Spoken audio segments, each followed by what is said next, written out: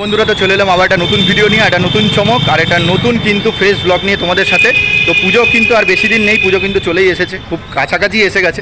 তো আমরা সমস্ত মানুষেরা জানি যে সিদ্ধিদাতা গণেশের পুজো দিয়েই কিন্তু সমস্ত পুজোর আরম্ভ হয়। তো আগের বছর তো আমি গণেশ পুজো নিয়ে একটা ব্লগ দেখিয়েছিলাম, কোথায় দেখিয়েছি সেটা কিন্তু তোমাদের এন্ড স্ক্রিনে দিয়ে দেবো, তোমরা দেখতে পারো, ওই জায়গাটাও যাবো। কিন্তু আপাতত একটা নতুন খোঁজ পেলাম যে এই বছর নাকি কেদারনাথ মন্দিরের থিমে নাকি গণেশ পুজো।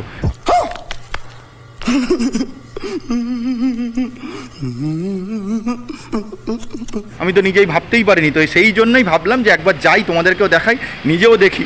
এতদিন পর্যন্ত কেদারনাথ মন্দিরের থিমে কালী পুজো, দুর্গা পুজো এইসব দেখতে পেরেছি, গণেশ পুজো কেদারনাথ মন্দিরের থিমে আবার কোথায় হচ্ছে। তো সেটা কিন্তু জানার জন্য এক্সাইটেড তো আমিও আছি, আর তোমাদেরকেও জানাবো।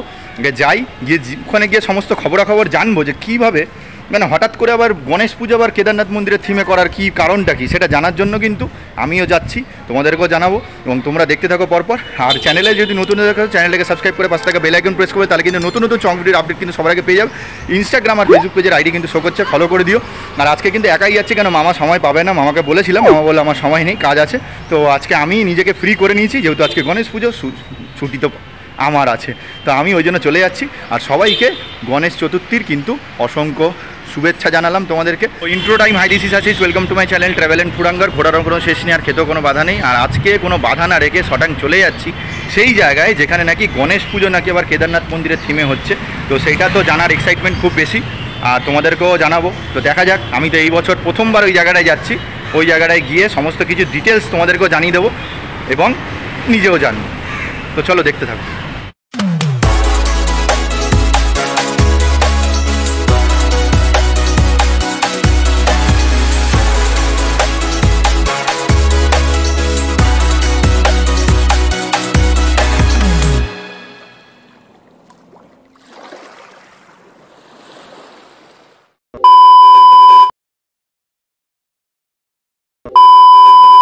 মোটামুটি কিন্তু চলে এসেছি কিন্তু আজকের যেই চমক জায়গায়, যেখানটা হচ্ছে কেদারনাথ মন্দির তৈরি করেছে গণেশ পুজো। আমি তো অবাক হয়ে গেছি, এতদিন পর্যন্ত বিভিন্ন জায়গায় দুর্গা পুজো, কালী পুজোতে কেদারনাথ মন্দির দেখেছি, গণেশ পুজোতে কোনোদিন কেদারনাথ মন্দির থিম জীবনে দেখিনি।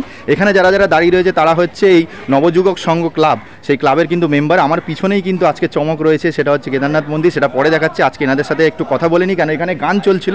এনাদের অসংখ্য ধন্যবাদ, আমি জাস্ট বললাম একটু গানটা অফ করে দিতে, এনারা করে দিল, যাতে তোমরা ভালো মতো এই কথাগুলো শুনতে পারো যে এনারা কোথা থেকে এরকম একটা থিমের চিন্তা ভাবনা করলো।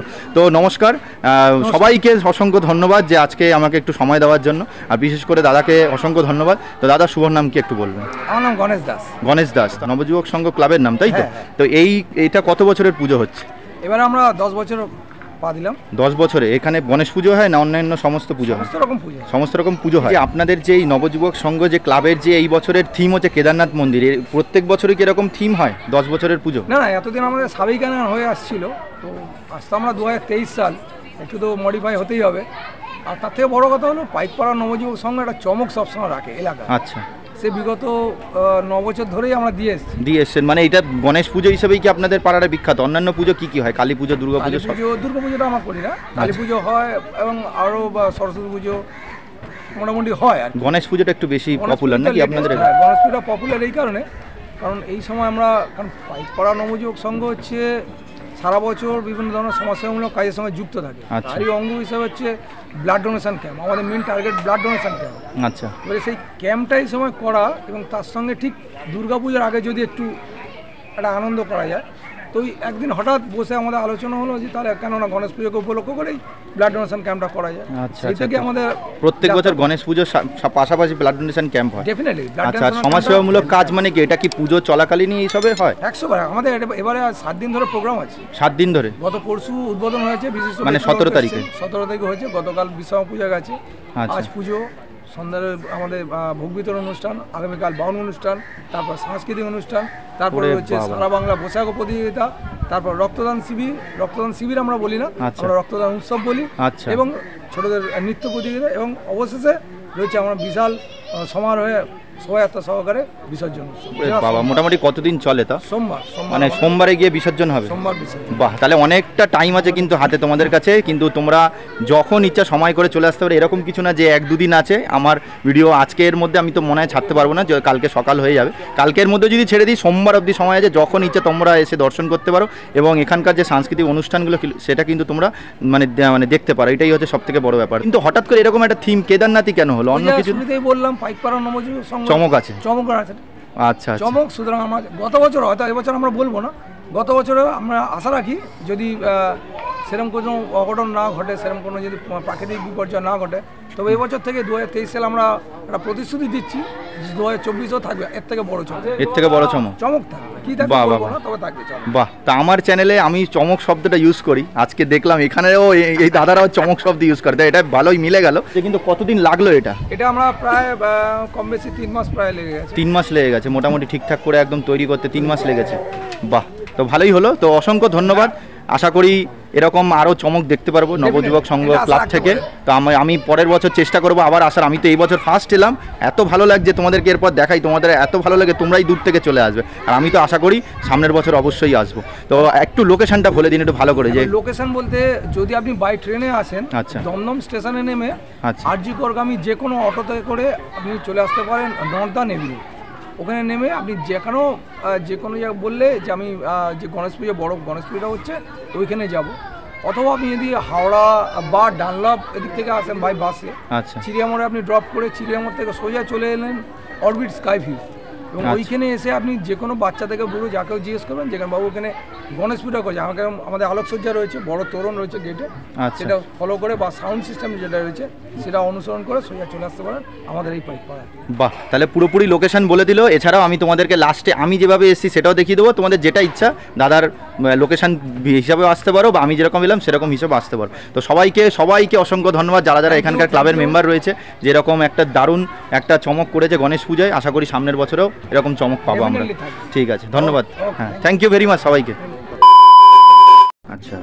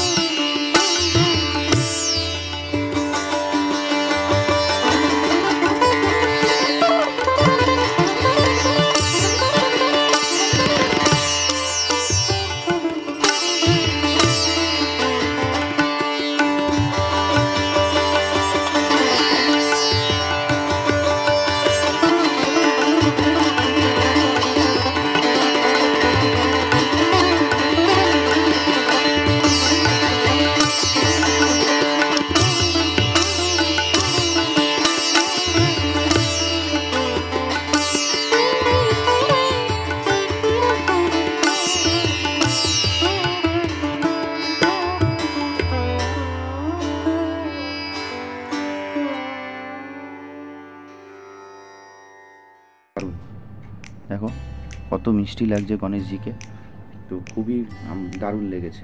মন্দিরের বাইরে যতটা সাজসজ্জা দেখেছো মানে কেদারনাথ মন্দিরের আদলে, ভেতরটা কিন্তু অতটা সেরকম কিছু সাজায়নি, বাট ওই উপরে ঝাড়বাতিটা খুব সুন্দর ছিল এবং অল্পর ওপরে সাজিয়েছে, কিন্তু বেশি ফোকাস দিয়েছে কিন্তু গণেশজির বিগ্রহের ওপরে। গণেশজির বিগ্রহ দেখো কত দারুণ লাগছে, বিশেষ করে মাথার মুকুটটা এবং পিছনে চালচিত্রটা কিন্তু মোটামুটি ভালোই লেগেছে। এবং গণেশজিকে হলুদ ধুতি পরানো হয়েছে এবং সেই ধুতির আদলে কিন্তু কম্বিনেশনটা খুব সুন্দর হয়েছে। এবং এখানকার যেটা ইউনিক জিনিস লাগলো, 50 টাকার নোট দিয়ে দেখো কত একটা বড় মালা তৈরি করে দিয়েছে। তো কাদের কাদের ভালো লাগলো গণেশজির বিগ্রহ এবং কেদারনাথ মন্দির অবশ্যই কিন্তু জানাতে ভুলবে না। আচ্ছা, তোমাদের একটুকুনো গানটা কম আছে, তোমাদের কিন্তু ভয়েসের মাধ্যমে সমস্ত কিছু বলে দিয়েছি। আর সবথেকে বড় ব্যাপার, এখানকার দাদারা সব কিছু তোমাদেরকে ডিটেলস বলে দিয়েছি। এখন একটু গানটা কম আছে, তাই তোমাদেরকে কিন্তু লাস্ট বলছে, এই যে সামনে যে দেখতে পাচ্ছ পাইকপাড়া নবযুগের সঙ্গে, এটা হচ্ছে ক্লাবটা রয়েছে এবং ক্লাবের পাশেই মাঠ রয়েছে। এই মাঠের মধ্যেই কিন্তু এই মানে কীভাবে যে তৈরি করলো এটা তো আমি অবাক হয়ে যাচ্ছি। আর ভেতরে তোমরা দেখেই নিলে গণেশ ঠাকুরের মানে বিগ্রহটা এত দারুণ, মানে দুর্দান্ত লাগছে। আর যারা যারা আসতে পারছো তারা অবশ্যই এসো, যারা আসতে পারছো না তাদের জন্য এই আজকের চমক, ঠিক আছে? আর আশা করব তোমরা একটু আসো, আসলে এনারাও ভালো লাগবে এবং আগামীবারে যদি এরকম চমক আসে তাহলে নিশ্চয়ই তোমাদেরকে দেখাতে নিয়ে আসবে। এই হচ্ছে সামনে ক্লাব রয়েছে আর বিভিন্ন ধরনের সাংস্কৃতিক অনুষ্ঠানগুলো হয়। এই সামনে বললো এই জায়গাটায় বিল্ডিংয়ের নিচে এনাদের যে সমাজসেবামূলক বিভিন্ন কাজকর্ম, বিশেষ করে ব্লাড ডোনেশন ক্যাম্প, এগুলো এখানটায় হয়। তো এই হচ্ছে ব্যাপারটা আজকের চমক। আচ্ছা, দাদারা যেভাবে লোকেশন বলেছি সেভাবে আসতে পারে। আমি যেভাবে এসেছি তোমাদের বলে দিই, দমদম স্টেশনে নামবে যে কোনো ট্রেন ধরে, সেখান থেকে আরজিকরগামী পাইকপাড়ার অটো ধরে বলবে উমাকান্ত সিংহানি নামবো, তো তোমাদের এখানে নামিয়ে দেবে। তো ও ফুটে দেখবে শ্রী রামকৃষ্ণদেব এবং সাধারণ মূর্তি আছে, ওই গলির ভেতরে সোজা ঢুকে যাবে এবং কাউকে বলবে যে আমি গুন্ডা গলি যাবো। তো কিছুটা হাঁটার পরই দেখবে বাঁদিকে এরকম একটা টার্ন নিচ্ছে, এরকম একটা বড় ব্যানার টাঙানো আছে, এখান থেকে পুরো সোজা চলে যাবে।